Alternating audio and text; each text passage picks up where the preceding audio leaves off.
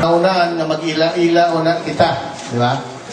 Hangyon ko mga kapitan sa pagpaila-ila sa ilang grupo, mani sila diri sa stage o bisan ang mga leader o opisyalis kauban sa grupo ilang ipaila-ila.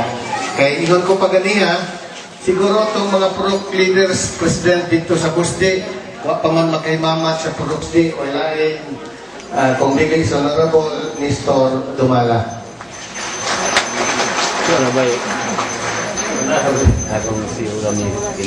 Okay, salamat. Una-una ko, pagtawag ang mga tribal leaders sa Barangay Busdi, Palihog, Startup, Tindog. Mga purok, chairman, siyang kapurok, purok, officers, ikan sa chairman o kagawad para madali. Tindog mo. Okay, tanan naman tingalin ako ng ngalan. Og moto ang mga partisipant gikan sa Barangay Busdi.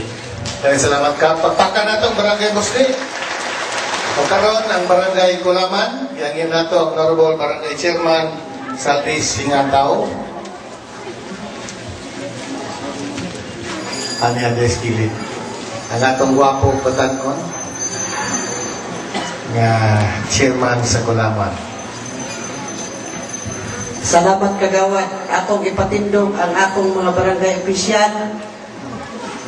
Iski na mo ay absent kaya nag-eskwela siya. Patindog. Ang atong mga purok leader.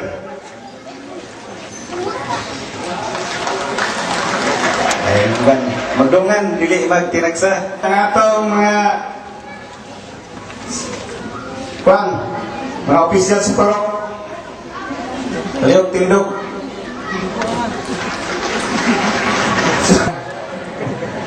Akong yang iusap nga matindog ang ato ang membro sa atong BPS of Palihog.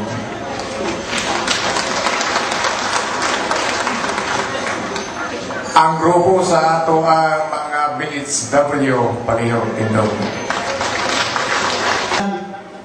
Og sila to Pagno o Glauman, sumuna mo tribal. O ang amo sab nga mga purok leaders una sa 12 ka purok leaders patindog Palihog Na dagan. Dayon, ang akong mga senior nga mga aktik.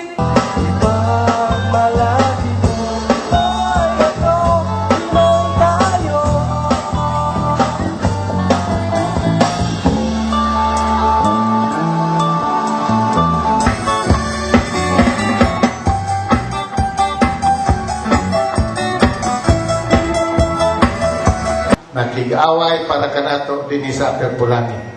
So niningi gayon na ato silang pakpakan Palihog.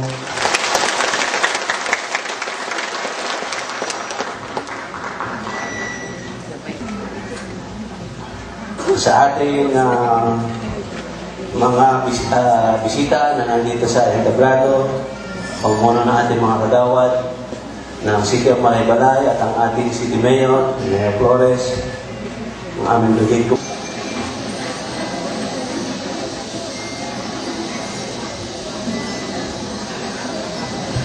Sa ating pong pagpapatuloy, yun pong operasyon na ginawa natin nagdulot siguro ng kaunting abnormal na sitwasyon dito sa Upper Pulangi. Dahil dito merong halos 100 na pamilya, 51 na families ng barangay Sampuangkita. Eventually naging 72. Tapos around 49 families sa St. Peter. Tapos nagulat din kami, meron din nag-evacuate sa